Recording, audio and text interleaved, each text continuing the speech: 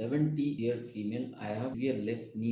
70 வயசுல உங்களுக்கு நீ பெயின், பேக் பெயின் வர்றது காமன். இது நோய் கிடையாது. வருது என்னால. ஆனா இதெல்லாம் நோய் இல்ல. இதெல்லாம் பயன்பாட்டின் காரணமாக வரக்கூடிய வலிகள். 70 ஆண்டுகளா நம்ம மூட்டு வேலை 70 வருஷமா மூட்டு நடந்திருக்கு. 70 வருஷமா இடுப்பு நம்மள தாங்கி இருக்கு. எவ்வளவு விஷயம் நீங்க சின்ஸ் நீங்க சைல்டு பர்த்குள்ள போயிருப்பீங்க. இந்த மாதிரி நிறைய விஷயங்கள் கண்டோட அல்லது நிறைய 70 ஆண்டுகள்ல 20 ஆண்டுகள் கூட 50 ஆண்டுகளா நீங்க கிச்சன்ல உங்களுக்கு குக் பண்ணி வெளியில இந்த மாதிரி ஏகப்பட்ட வேலைகளை நீங்க யோசிச்சு பாத்தீங்கன்னா உங்க கால் நடந்த பெண்ணாகனா ஆப்வியஸா அந்த தேயும் பொழுது எலும்பும் மோதா பெயின். ஒரு ஒன் ஸ்டாப் சொல்யூஷன் எதுவும் இல்லை. இந்த ரெமெடி பண்ணுங்க சரியாயிடும். அப்படி டேக் ரெஸ்ட். முடிஞ்சாலும் ரெஸ்ட்.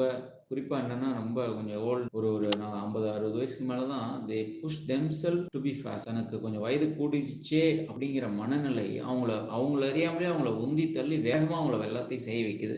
தேவையில்லாத வேலைகளை நிறைய செய்ய வைக்குது. நான் நிறைய பார்த்துக்கிறேன். I am not saying you but generally it happens. So இந்த மாதிரி ரொம்ப டூ மச் அது வேலை செய்யறது, படிக்கிட்டே தரையில் நார்மலா நடங்க. உங்களோட ஹவுஸ் ஹோல்ட் ஒர்க்கோட ரொட்டீன் சேம் டைம் நல்ல ரெஸ்ட், யோகா பண்ணி, பேக் எக்ஸசைஸ். இது கூட முடக்கட்டு போல கீரை கிடைக்கும். வாங்கி ஒரு முழு முட்டை, நாட்டுக்கோழி ஒரு முழு முட்டையோட நல்லா அரைச்சி இடுப்புலையோ அல்லது முட்டிக்கிட்டே நீ ஜாயின்ட்லயோ ஒட்டடை மாதிரி பற்று மாதிரி போடலாம். அந்த பற்று இதுக்காக கொஞ்சம் அப்போதைக்கு ஒரு பெயின் ரிலீஃப் அண்ட் ஸ்டிஃப்னஸ் குறையும். ட்ரை பண்ணலாம். முடக்கத்தான் சமைச்சு உள்ளுக்கு பிரண்டை, முடக்கட்டு, ராகி உணவுல டெய்லி ஒரு ஸ்பூன் நெய் சேர்த்து இதெல்லாம் கொஞ்சம் பயன்பாட்டு வழியிலிருந்து ரொம்ப சிவியர் பெயின் இருக்கு அப்படின்னா ஒரு மைல்டா பெயின் கில்லர் எடுத்து